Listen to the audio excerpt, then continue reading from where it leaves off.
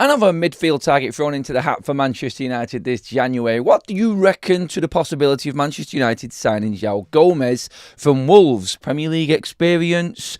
Is that international player now called back into the fold at Brazil as well? Is he good enough for Manchester United? There will be plenty of people offering for Joao Gomes if he is available. And apparently a move might be forced upon Wolves, dependent on what happens with them now going into January this season. New manager, all of that thrown into that. We're going to discuss Joao Gomes in detail, whether you think he's actually good enough for Manchester United and whether you think that is the right move for us, probably at a cheaper price than the other options we're bringing in. Not the only midfielder, I want to say that, but multiple sources saying that United are trying every single avenue possible to them for a move in January for a new midfielder to strengthen Ruben Amorim's latter stages of the season. Last night we did a show on how important it is to potentially strengthen in January for Manchester United with the position that we're in the league, the games we've got coming up, what's going to happen with AFCON, obviously. Important month, January, for Manchester United and this season if we do get that extra cover in midfield. Also want to give you a Benjamin Sesko injury update as well. Marcus Rashford news, Rasmus Højlund and Kobbie Mainoo news. A lot of people asking, could we bring Rasmus Højlund back if we needed him from his loan spell, if the injury for Benjamin Sesko is more serious than first thought? I'll update you on all of that this morning as well. It's Forever United TV. Good morning, everybody. Hello. Welcome if you are in the live chat right now. Get your comments in, get debating, get talking on all of the topics. Of course, if you are watching later on, don't forget that we are obviously going to be looking back at all of your comments in the comments section as well. So please do get in there and get involved in that. We're going to be jumping across to football talks right after this video as well. So we're going to be going into a bit more detail about the Liverpool meltdown. It's always fun on a Monday morning when United have actually had an alright result and decent weekend and Liverpool have completely fallen off again. So yeah, we'll enjoy that one later on as well. But first and foremost, let's get into the big news for Manchester United. Let's get into the importance of January and looking at potential midfielders. Look, I don't think anybody is looking or prioritising any other part of the pitch apart from midfield. I think I can safely say that amongst all Manchester United fans right now. Casemiro comes off, Manchester United collapse. Week in, week out. I'm sorry to say it is. And if we lose Casemiro to an injury at some point now, from this moment to the end of the season, it could have catastrophic repercussions on Manchester United's season because there is a chance here. Everybody's beating everybody. We discussed it last night. There is a brilliant chance for somebody just to rise right up there and get into the Champions League places. It is a possibility. But if we don't have the options, if we don't have the strength in depth, Manchester United could obviously struggle in that department. And Casemiro, and the stats don't lie with Casemiro, and the amount of goals Manchester United concede when he is off the pitch is absolutely staggering, considering that Manchester United, I think with him on the pitch, conceded 5 goals, and I think it was 20 or something around that mark, like that, somewhere around that with him off the pitch, something like that. Forgive me if I've got that stat wrong, but it is night and day compared to him on the pitch and off the pitch. We need somebody else. We need another option there. Is Joao Gomes the right type of player for Manchester United? A lot of people will say yes. Get into the comments section on this because I'm going to bring up your thoughts on whether or not you think he's good enough in the first place. Back in the fold with Brazil, even with the demise and the chaos that's going on at Wolves right now, still putting up numbers and still right up there stat-wise, Joao Gomes. And obviously, when you look at him getting into the fold with Brazil as well, off the back of Wolves' performances this season, there has to be something stand out about this guy. And he was probably one of the players that Wolves managed to keep hold of in the summer that was probably on a similar level to the ones that were taken away, like the Aït-Nouris, Matthias Cunhas of this world. He was up there as well as one of the top performers for Wolves. He's got Premier League experience. Look, when you break down the actual situation at Wolves and where we're at, he's got a long contract, so it's not going to be easy for Manchester United. I don't know if there is any buyout or if there's a clause in his contract. I don't know if there is anything in that at all. He's contracted till 2030, so he has just signed a new deal. But Wolves do sign players onto new deals with a look to try and move them on. There is usually a hidden clause in there. This was exactly the same with Matthias Cunhas. Signed a contract, had a release clause, moved 6 months later. Could we be seeing the same sort of scenario here? Could Manchester United perhaps tempt Wolves into moving Joao Gomes on before the inevitable, which looks like relegation, to be honest. They haven't got a lot of money to spend. There's no manager in yet still. Obviously, we're expecting one to come in the international break, surely. But no, it is not looking good for Wolves right now. And if, say, for instance, Joao Gomes wanted to jump ship and wanted to avoid the inevitable, which is relegation, I don't know if there's a relegation clause in his contract. United might have to wait out till summer.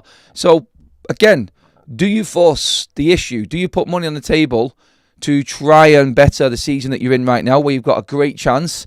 Or do you try and penny pinch as such and wait till the summer when you can get him a bit easier? How much do you want to back your manager right now is the question that we're probably all asking to Ineos.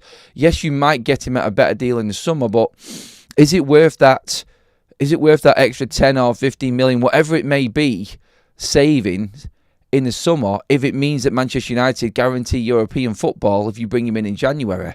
Wolves don't want to sell. It's very clear that they don't want to sell. And if anybody is going to go in for him and he puts in a transfer request, you're going to have to spend a decent amount of money to get Joao Gomes. And people will always argue the point, well, could we be spending that elsewhere on a better player than Joao Gomes? You've got to look at the situation as of this season, I think. And do United need the reinforcements in January to help us see this season out? Yes, we do. Can we survive this season if everything goes our way and get into the European places? I think we can. Are you willing to run that risk, though, of trying to keep Casemiro fit for the games that we've got coming? Because there's a few game weeks coming up in December where it's 2 games a week, and Manchester United are going to inevitably have to change Casemiro and put him on the bench because he can't play 2 games a week. He gets to 60, 70 minutes and he's blowing. That's where he's at in his career right now. He's a brilliant player, but he can't last 90 minutes. And I've seen lots of people going on at Ruben Amorim saying that Matthias de Ligt saved his bacon after them substitutions at weekend. Look, Maguire had a hamstring injury. Casemiro was asking to come off. And I'm sorry, like Masraoui was having a stinker of a game, so he needed to be changed. I'm thinking 3 substitutes there were right. And then you're bringing on Benjamin Sesko to try and see the game out and win the game, give you a different option up front. So I'm thinking 4 substitutes there. Yeah, you could say that Dorgu for Dalot late on as your last sub and you hopefully don't get any injuries. But that's a bit harsh on Ruben Amorim. But the majority of them substitutions because Manchester United weren't fit enough and we don't have the legs in the team. Masraoui just coming back, Casemiro in midfield, Harry Maguire just coming back and maybe picking up another knock. We need reinforcements in January no matter what anybody says, and it's going to be difficult to bring anybody else in. So accepting that it's a difficult situation, do you spend that extra money in January to get a player in? Is it worth going that 10 to 20 million, maybe more on one player that you might get that much cheaper in summer, in January? So, yeah, you can look at it that way and say Manchester United might be overspending here in January, but is it worth it for the sake of getting into Europe, potentially Champions League football? Because that is still on for Man United when you look at that league table. We are well and truly in the mix. And the teams that we've got coming up, you could say winnable games. I know everyone beats everyone in the Premier League these days, and it is a tough old league. But come on, Manchester United have got quite a good run of home games coming up now in the next 10. And I feel the fixtures are favouring Manchester United in this next coming couple of months. So I think double down before the big games come around again. Yes, we've got difficult games in between, but up to that moment when we come up against Manchester City and Arsenal back-to-back in the the 3rd week of January, I think Manchester United have got very, very winnable games. One game at a time, but I'm thinking if United can see through December, go out and spend the money in January. We need to spend the money. Now, Tottenham and Manchester United are both looking at Joao Gomes, and he is, and according to reports, would be up for the move to Manchester United or Spurs. This is what is just being reported at the moment, and it is obviously early stages. Manchester United going off what Romano said off the back of Ruben Amorim's press conference 2 weeks ago. We are going to try to invest into the January transfer window if the right opportunities come about. He wants ready-made players that are going to be playing in Manchester United's side. Joao Gomes is better than what we've got. That's what I think anyway. You may disagree. Get into the live comment section because that's where I'm coming right now. And of course, give me your other options too, what we could go and get apart from Joao Gomes. Wolves, by the time January comes around, it's hard to say that they're going to be dead and buried, but you look at our Premier League table now. they're already being cut adrift. There are 7 points adrift of 19th place right now, Wolves. 7 adrift of that. They are 8 adrift of actual safety. No, I think it's actually 9 adrift of safety right now already. A few more defeats and bad results. You start getting into double figures. Wolves are not bringing that back. There's no money to invest. There's nothing they can do to change anything in terms of player squad. I don't look. It's obviously you don't want to lose your best players in January, and that's Wolves' stance on it. But needs must, and survival and money now for Wolves might be the way that they're looking at this. I don't know. United just have to act like a big club here and go and force Wolves' arm, I think, and just say, look, money's there, bang, put it on the table. Pay more than what you have to if you want to get this player in and back Ruben Amorim. This is the situation you are in right now, and you either go for it or you don't.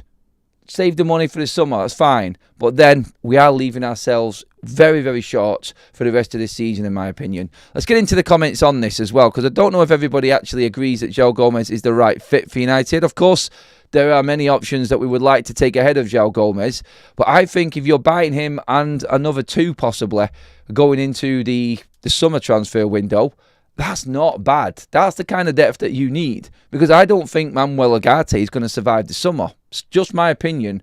I just don't think he is. I don't think Ruben rates him, and the fact that he's never starting him now, I think is proof that he doesn't think he is up to the job. And United need a Casemiro replacement, a Manuel Ugarte replacement, and of course, I think the inevitable Kobbie Mainoo replacement going forward, because Ruben's not going to play him. Bruno's not going this summer. Then I think you need another 3 midfielders, because I don't think these players are going to survive at Manchester United. So Gomez in at that 6. His tackle win percentage is phenomenal. He's right up there, even with Wolves being where they are. I think he could be a good fit for United. Not the only one, and I'm going to say that he isn't everything that we need right now, but if you're looking at getting a player in with Premier experience, because Joao Gomes will go to a bigger Premier League club at the end of the season. One of the big guns will buy him. So why don't we go in and get him, help us get into Europe, and then possibly bring in 1 or 2 more midfielders in the summer. It's a step up for Joao Gomes, and I think he would be chomping at the bit to do it, because who wants to be involved at Wolves right now, seriously? Look, there's a lot to go through to get this transfer over the line, and it is going to be a complicated one, but if United are going to back their manager, it's time to act like a big club, I think. And this could be a massive, massive, massive month for Manchester United, and it could have a massive impact on the future. Carl, thank you for renewing that and upgrading that membership, mate. Absolute legend, buddy. Thank you so much. Manny says 5 goals conceded, well, 15 while he's off. Yeah, it was 20. Thank you, Manny, for correcting me. I thought it was 20. I thought we haven't conceded 20 all season, have we? 25 all season. But no, 15 and 20 for Casemiro when he's on and when he's off. That's ridiculous. That really is bad. Anyway, moving on. Gomez is talented, but the fee, well, this is it. Look, can we be looking at transfer fees these days now? You're not going to find bargains. There is no bargains when you need to improve and bring in ready-made Premier League quality. Look, if you have to spend 60, 70 million like you do with Mbeumo and Matheus Cunha, in his position, Joao Gomes is thought to be one of the best holding midfielders in the Premier League. He has been linked with every single big football club in the Prem. He is a very good player. He's not my top pick. He isn't. But I just don't think we're going to get the others in January. We'll try for Elliot Anderson. I don't know. I said before when we were talking about him last week, it may be a difficult deal for Manchester United to get over the line. I don't think Marinakis is going to let him go in January, but Manchester United in the summer, it's great. We can't wait for the summer. That's the problem. But thanks for that, Ant, as well. Andreas with another super chat. We are benefiting from most other big teams' form. If all was on form, then we wouldn't reach the top 6. So other teams need to stay off form. Manchester United on. I think that's just a normal season, mate, Andreas. You're looking a little bit too deep into it there, buddy, I think. Like, you could look at the form of Aston Villa being better than ours at the moment. Arsenal, Manchester City, all better than ours. Chelsea at the moment have just taken over us in terms of form. Not really, mate. Manchester United are up there competing with all of the other teams that are in form. So that's why we're there. It's not that everyone else is dropping off. You could talk about Liverpool, but until this last couple of weeks, Bournemouth were better than Manchester United. So you can look at it that way, but this is what a season is. You can look at other teams being off and them needing to stay off. No, Manchester United are in our own form right now, and that's why we are where we are. We're unbeaten in 5, and we've taken 5 points from them last 3 tough away games.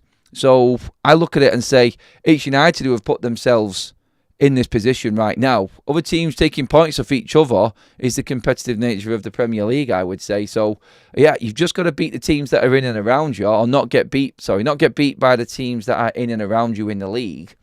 And then, obviously, win the games you should win, like we have been doing. And that's the home form. Keep the home form on point. You're always going to be in the mix. And then we can start grinding out some form away from home, like we have been doing. And that keeps you up there. I'd say, for instance, we didn't get that win against Liverpool and it was a draw. Man United will be bottom half of the table right now. It's the importance of just grinding out them points here and there and winning at home, I think. Is Gomes a better option than Ruben Neves cost-wise? Probably cost-wise, no. But I'm thinking Ruben Neves jumped ship and has spent time in the Saudi Pro League. I would prefer Gomes, to be honest. I think right now I want someone who is ready to go, plug and play, as Jason Wilcox says. When you look at Gomes, Gomes is 24 as well. He's a lot younger. He's a lot of years in the tank here, and this is a player for the future if United do go for him. Look, there's a reason why Ancelotti has brought him into the Brazilian fold again, even with the way that Wolves are playing. That's got to stand for something in there as well. So, again, if you're telling me Gomes or Neves, I spend more money, double the money, in fact, on bringing in a player like Gomes than bringing in Neves. Look, I say we could be penny pinching and we could look at this financially, but if you are going to be challenging and going for the Champions League, the Champions League will pay for these players. And if you get a player in that is going to hit the ground running like Joao Gomes, no one talks about the price. No one's talking about Brian Mbeumo's price anymore. Have you noticed that? Why is that? No, it's because we bought a quality player. A player's only worth what he performs on the pitch. And if you spend a lot of money on the right players, the guarantees, then nobody talks about the price. Could we go out and buy a player like Florian Wirtz, for instance, who is the best in the Bundesliga? Yes, we could. Could that work? You see where I'm going. This is the gambles that you have to take. Right now, I think United, if we can bring anybody in, if there's a chance, a slightest chance of bringing in a Prem-proven midfielder right now, you have to go in and make that happen. Even if it costs a bit more, because the value you would get back is twice as much as the money that you would save by going out and buying a player 15 to 20 million cheaper from another country. I just feel like we have already seen the proof in this recruitment method already, in that Cunha and Mbeumo have got Manchester United up there scoring goals and creating chances, and we are so much more of a threat. I think that's what you need to look at, I feel. Do what we did in the number 10 positions in the midfield area. Another chat in from Manny. Form before January is not indicative of where teams end up. It's a long, hard season. March, April, and then we're getting a picture. Bloody hell, man. You said, January last night. You've moved it onto the bleeding... You've moved it onto the spring months now. No, look, of course, you're going to be looking at who's in the race come March and April, but right now you cannot ignore what's happening in the Premier League. There's an opportunity. There is a massive opportunity, and you have to invest into what you believe could happen, I think. I don't think Manchester United's hierarchy would have thought we'd be in the position we're in right now. I don't think they thought this chance would come. If you are a proactive football club, you're looking to set your standards higher. You're looking for higher highs. You want to aim for the top. And you see this opportunity come. Yeah, you might have had a 5-year plan. Steady on, Adam, people would say. Stop getting ahead of yourself. Stop looking way into the future and deal with the now. I'm sorry, the now is telling me that there's an opportunity here this season. And if you get the chance to double down on it and back it up, why not fast forward a couple of years and go for it? because I think Manchester United's academy is in place to filter players through. I think Manchester United, with Champions League money and the new PSR squad to ratio rule coming in this summer, with what Ineos have built structure-wise, and now with this wage situation and contracts bill that we've now got, which is way down, I think United are in a position to attack it here. I do. You're not going to turn it down. It's like, oh, we're not ready for the Champions League yet, so we're not going to go for it. Shut up. This is Man United. If you can get into the Champions League, you know what? Even if it's not Man United, if you can go for it, go for it. Look, if you don't make it in the end, you're still going to be right up there and higher anyway, and probably make Europa League. So go for the Champions League. And if this means bringing in a player in January that you might have to spend a bit more money on, just get it done. Because you know it's worked. And Gomes would fit right into that side. I don't care what anybody says. I don't care if Wolves are bottom of the table. Look, there are players in that bottom three that don't belong in that bottom three. We're all talking about Elliot Anderson coming to Manchester United. They're second bottom in the league. We're talking about Joao Gomes being at Wolves and not being good enough or whatever. Yeah, it doesn't matter. Them players will go to bigger clubs this season. It's just the strength of the Premier League. It's got them two teams where they are right now. Cal in the chat says, 100% buy, Prem proven. We have bought players this summer. All the best ones are from the Prem. Average players go to other leagues and look good. To rebuild, it has to be Prem proven. It's a good point, that, because that takes us on to the next topic, actually. Please get your comments in on Joao Gomes. Keep them coming in, everybody, as well. We're going to have a big section again with all of your chats. Quickly, one more there from Ant before we do move on. But are we spending top dollar for a player who isn't our top target, though? How does that affect the summer targets, or do we get a squad player? If we get Joao Gomes and he helps us get the Champions League, it pays for itself, mate. And then you've got all of that budget for the summer. And let's be honest, this is a player that is going to go to one of the top 6 sides in the Premier League in the summer anyway. You see what I'm saying? Fast forward, you get a chance to make it happen. Make him jump ship. Put something on the table that Wolves cannot refuse. And then I think Manchester United full-on attack for the Champions League. Because that pays for everything. Joao Gomez' cost doesn't even come into it if we make the Champions League. The gamble is, do you think he's enough to get us there? And does that take any money away from the summer? You might as well go for it, is what I say. But that is obviously a split opinion. Everyone can look at that a different way, and I do understand that as well. And everyone's point on overspending now rather than spending in the summer. But if there is a player there that you would actually be looking at in the summer that you can get in January, just get it done. I would anyway. But on players leaving there, Cal made a good point. Average players and players from abroad that end up leaving Manchester United to fit in. You could say that is Rasmus Højlund. Rasmus Højlund and this whole situation of him possibly coming back and Rasmus Højlund potentially being returned from his loan spell from Napoli because we've got an injured Benjamin Sesko. Manchester United cannot recall Rasmus Højlund from his loan spell with Napoli in January. Benjamin Sesko's injury could push the club to re-enter the transfer market potentially for a loan signing, with Brian Mbeumo and Ahmad also unavailable due to their participation in AFCON. He cannot, that's a report from the tabloids from yesterday. Rasmus Højlund cannot return to Manchester United. It isn't in the loan agreement that we've got with Napoli. So anyone thinking Rasmus could come back, that question was asked last night. It's not happening. And Rasmus Højlund you don't want back because he's already proved that he isn't good enough for Manchester United. I don't want to sound mean here, but again, he played 90 minutes yesterday. Napoli lost 2-0 to Bologna.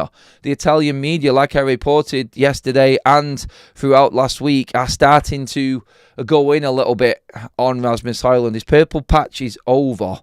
It's been a bit of time now since he scored a goal. Napoli right now are still in contention, but it's tight. They have to finish in the Champions League.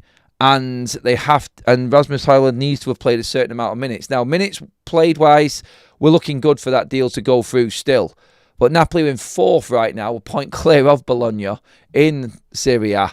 And it's obviously early days still, but a point off the top of the Scudetto, but also a point from dropping out of the top 4. So I will be keeping an eye on Serie A. Napoli throughout the season to make sure that we can move Rasmus Højlund on. He is a big part of our summer plans, a massive part of our summer plans. And when you look at potential funds coming in that we might be spending in January, for instance, for Joao Gomes, Rasmus Højlund's deal with Napoli is huge for Manchester United, because that's 38 million quid coming right in to Manchester United's bank account this summer if he plays a certain amount of games and they qualify for the Champions League.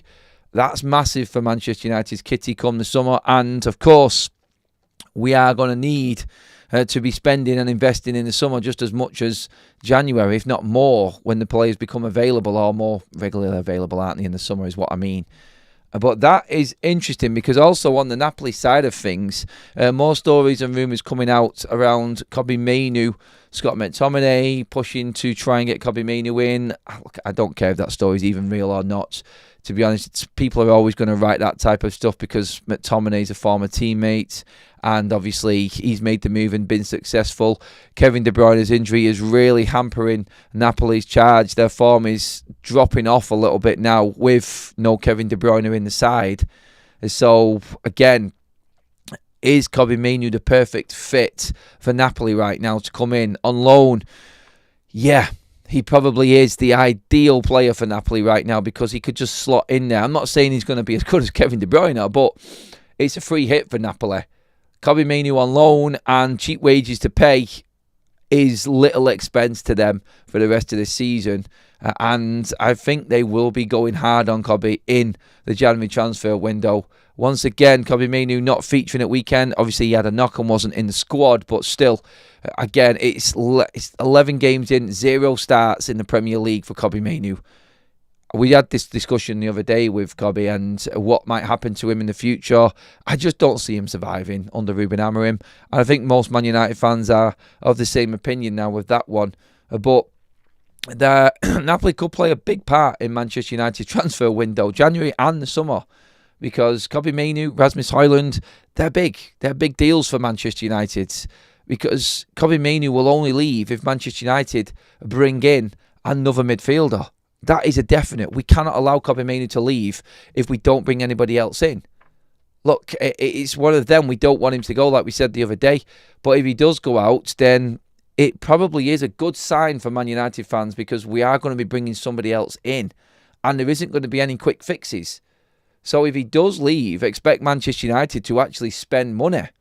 And as much as we don't like the thought of losing one of our own, needs must right now, and Premier League places are all we're looking at. Manchester United are unbeaten in 5 and in the best form we've had probably in the last 2 years in the Premier League without Kobbie Mainoo in the side. It's horrible, isn't it? It sounds like I'm really making excuses here to move Kobbie Mainoo on, and I'm not. I want United to buy a midfielder and still have Kobbie Mainoo. I do. I think Kobbie Mainoo could feature at 10 in Bryan Mbeumo's position for us. I think we need that option there. I think there is room for him, but it's whether he is willing to play out the rest of this season as a bit part player. And I don't think he is. Napoli could come in, and they will come in and push for this deal. And the reports are that Kobbie is pushing for the move away still. Look, another international break with Kobbie nowhere near the England fold. By the time we come back from that international break, we're well into the back end of November. And we are pushing now towards that January transfer window. When we come back from international duty now, like I said, we've got a couple of games, a game right at the end of the month, and 2 games left in November. And then you're into December. It's countdown, isn't it then? 1 month to go to January. The rumours are going to keep on coming in. And if Kobbie is not featuring in December for United, the writing is on the wall. I'm sorry. We do have a poll running right now in the comment section, everybody. If we could bring Højlund back, would you? 64% of you have said no. 36% yes. Why would you want to bring a player back that has not made it? It would be false economy. It really would. Not a chance in hell that Rasmus Højlund coming back could save Manchester United. Ruben does not want him. He's made it clear. We need players that Ruben is going to use. You'll just get the same scenario again. It'll be a waste of time. I'm telling you now, a complete waste of time.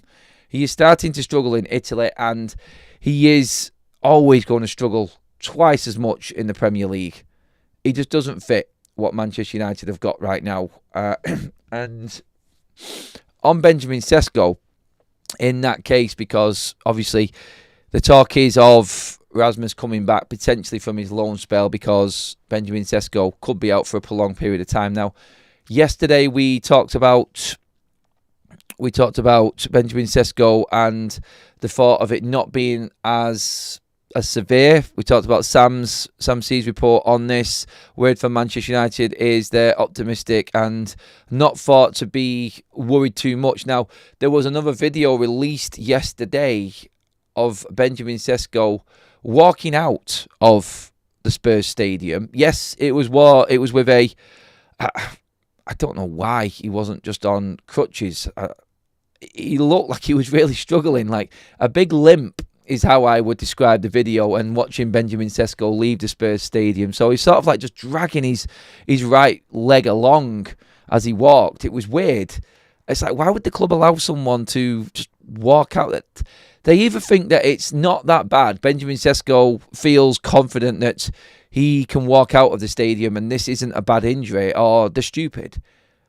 I would have thought with what we've learned over the last few years and the mistakes that we've made with certain players and injuries and not analysing situations properly, like for instance sending Sergio Reguilon back from his loan in January because we had Tyrell Malacia coming back, who was never close to coming back, having also let Alvaro Fernandez go the same year and not having a natural left-footed defender in our side.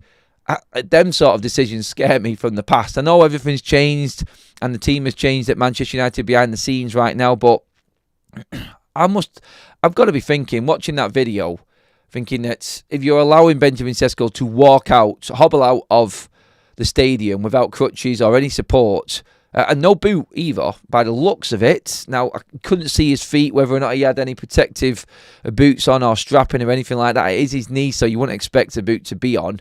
But it just seemed weird. Maybe underneath the tracksuit, he had that whole casing around his knee and he was comfortable just walking out with that, because he did have bottoms on. So I'm hoping that that's the case. But I would feel, from what I've just said there and everything changing at United and United being on top of things a little bit more now, we could take that as a confident look that Benjamin Sesko's injury isn't too bad. I feel if you're allowing the player to walk out the stadium, you're feeling pretty good that he's going to be able to manage that and it's not too serious. That's how I would look at it anyway. And I'm going to trust the Man United medical team to allow him to do that. My guess is he had them types of tracksuit bottoms on that zip up and allow you to pull them over a certain amount of strapping or bracing. I think he would have had something on his knee support-wise underneath the tracksuit bottoms. And it's not that bad. Fingers crossed that it's not that bad of injury for Benjamin. But more on that this week. The scan was apparently yesterday. Maybe it's today. Look, he hasn't been released for international duty from what I've seen so far from digging around. Obviously, Manchester United will be in touch with the Slovenian international departments for the team there. And they will obviously have to announce Benjamin Sesko's availability and the severity of the injury.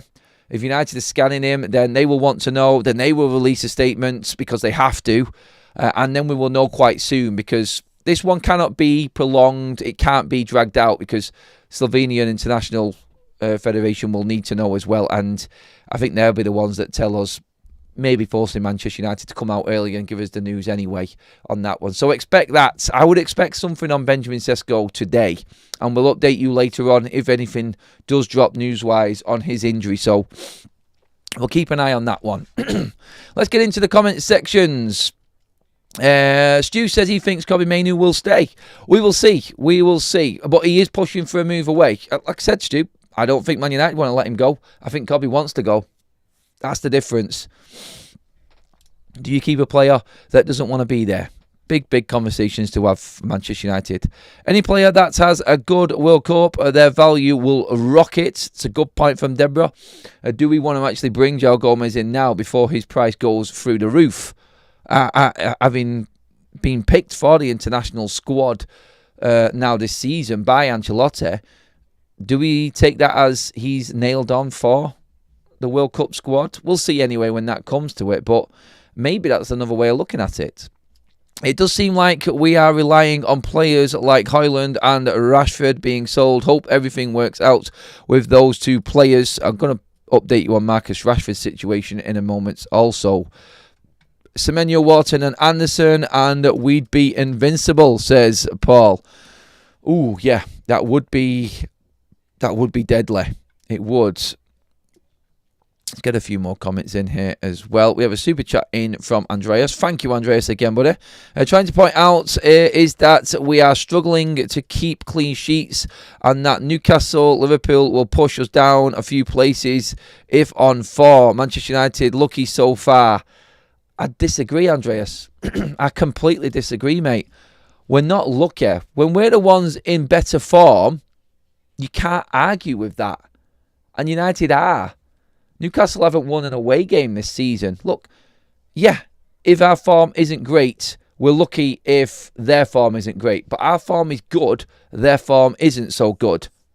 United are doing what they need to do. So you can't take that away from United. If Newcastle's form was good and Liverpool's form was good, they would be up there competing alongside us and we still wouldn't be cut adrift. Forget them. Look at us, mate, is what I'm saying. And we have got that 5-game unbeaten run.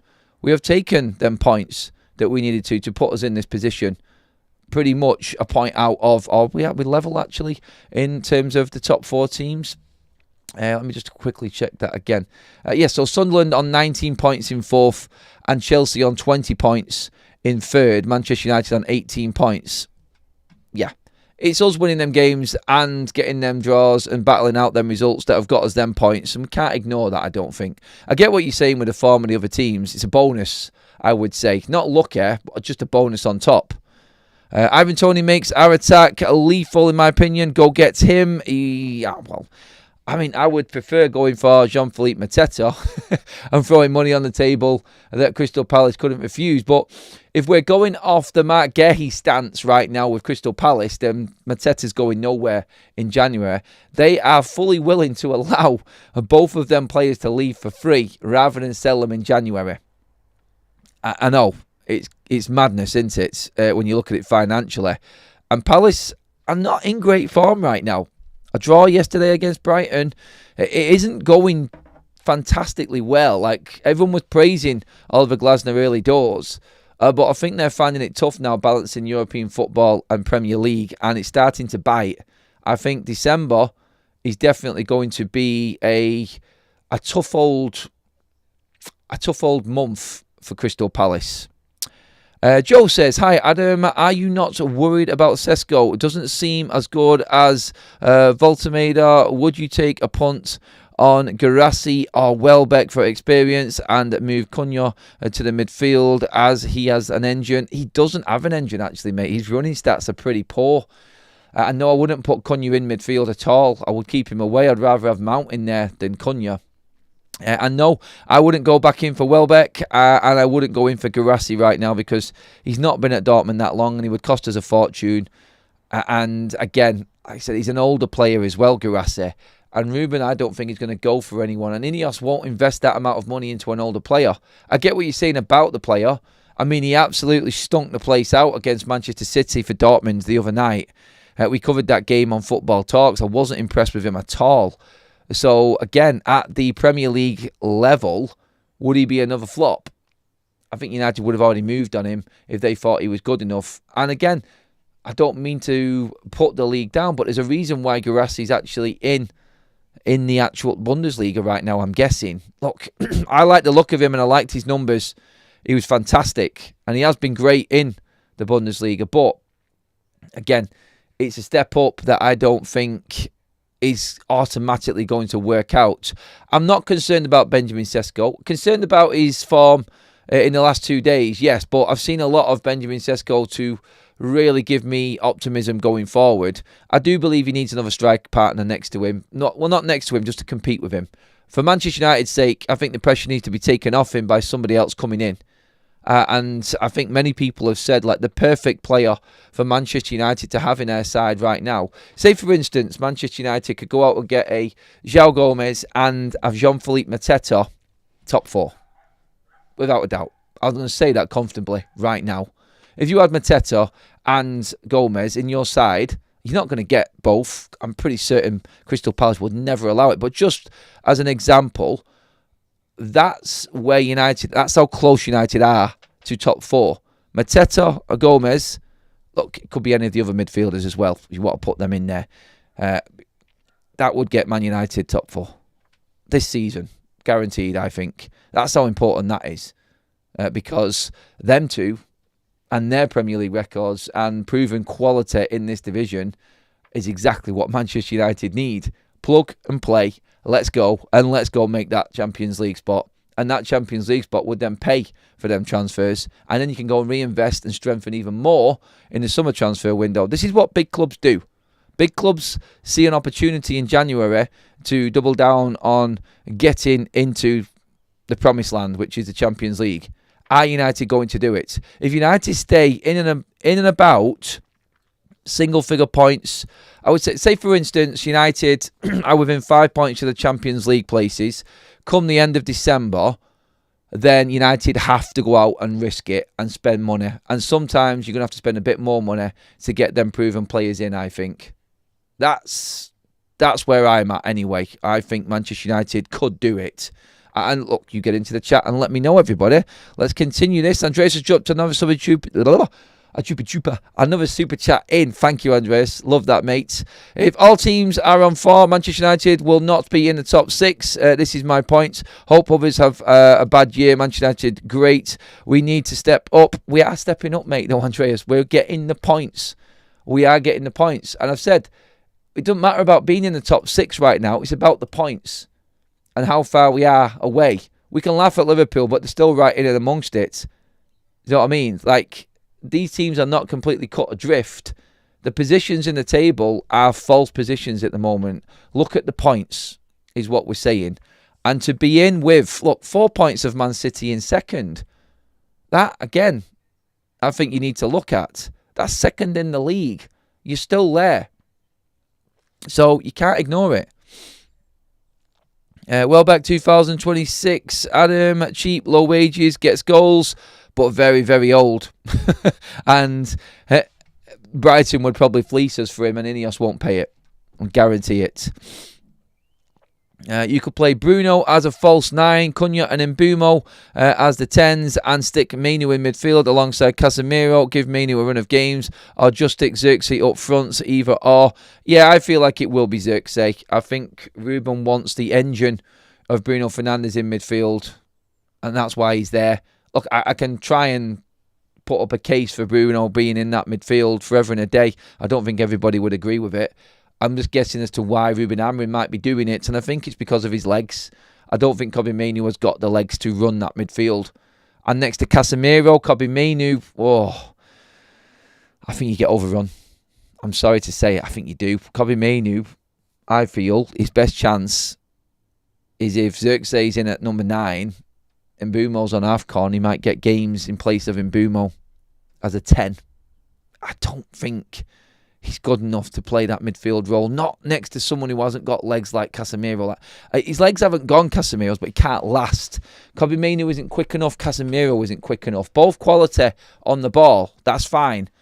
But then you're relying on your centre-backs coming forward and supporting both of them. You need 2 outstanding midfielders to play this system. The centre-backs then are a bonus coming forward. The 10s are a bonus dropping back in. Right now, the 10 dropping in and the centre-back coming forward are both helping and support that midfield. That's it. And that's where United are struggling, I feel. You need best in class in them 2 midfield roles. And you need natural, workhorse, quality, experienced players in there. And what we have got just doesn't hit the mark. Just about doesn't hit the mark. And it's done enough to get us where we are now. And credit to United and Ruben for getting us in this position still. But I say it, if they can continue this for the next 6 weeks, 5-6 weeks, and then you're just coming up to that January window opening, invest. go for it. Just go for it. Because that will be the difference, I think, from making the Champions League and not making the Champions League, or even making the Europa League at this point. And that, I think, is going to be the big tell on this one. Let's see what else we've got in here as well. Lots more people coming in. Lil Yoro said, oh yeah, I've already read that one out. That was the Welbeck comment. Thank you for that, mate. We could actually be second if we had held onto our leads. There's lots of different scenarios that you could look at. If Bruno scores his 2 penalties this season, Man United will be comfortably in the top 4. It's as simple as that. If Manchester United held on to the lead against Nottingham Forest, if we held on to the lead against Tottenham Hotspur, we'd be top of the league. If, buts and maybes and fine margins of the Premier League is what we're looking at here. And I think that is also something that we need to take into consideration. There were opportunities for Manchester United to be even better than what they are right now. For instance, the Bruno penalty at Fulham puts Manchester United third. That, I mean, come on, then you're talking, aren't you? Then your form is right up there. God knows what happens if Bruno scores that penalty against Brentford and levels the game up. Do you know what I mean? That's the difference. They're the margins. Should have won previous 2 games. We blew a win. Happy for the result, but still vulnerable after substitutions. Dead right, Andreas. Like I just said, mate. Bang on the money, mate, there with that one. That is exactly where Manchester United are now. And honestly, I still think we can do it, but I think the difference in just having them that extra squad depth is, I think, key for Manchester United now. And I think Man United in January, if they don't invest, I think we're looking at Europa League at best. At best, I think. That's my opinion on it anyway. Marcus Rashford still pulling up trees at Barcelona, and more talk of him securing that move to Barca. Look, the conversation with him is going to continue because Barcelona don't have the money to buy him. But what Marcus Rashford has done, leading assists now in the La Liga, he's having a good season, Marcus Rashford, and I'm pleased for him because it helps Manchester United get the money. And hopefully, even if Barca don't come in for him now, he goes to another big club because Manchester United aren't going to accept what Barcelona are offering. They don't need to. If they can't pay that option fee, then see you later.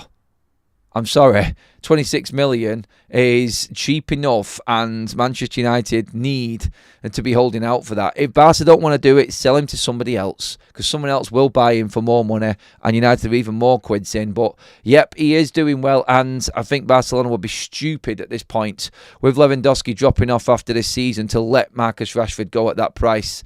I think United are in a good position here with Marcus. A little bit different with Rasmus, but still, I said this all along. I want Marcus to go out to Barcelona and absolutely smash it.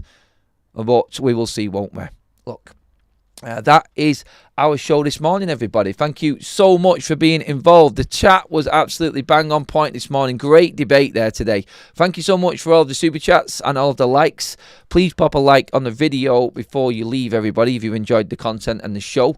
Make sure you also hit the subscribe button while you're at it as well, and get your comments in below after the live is finished up, everybody. Thank you, mods. Great job again. Thank you, everybody in the chats, members, and new subscribers to the channel. I'm jumping across now to football talks to continue the chat from yesterday and the fallout from Liverpool, and going over my predictions from the weekend. How many did I get right this weekend? Can I beat last week's total? I'll see you over on Football Talks in a minute, everybody. Thank you. Have a good one. Have a good one.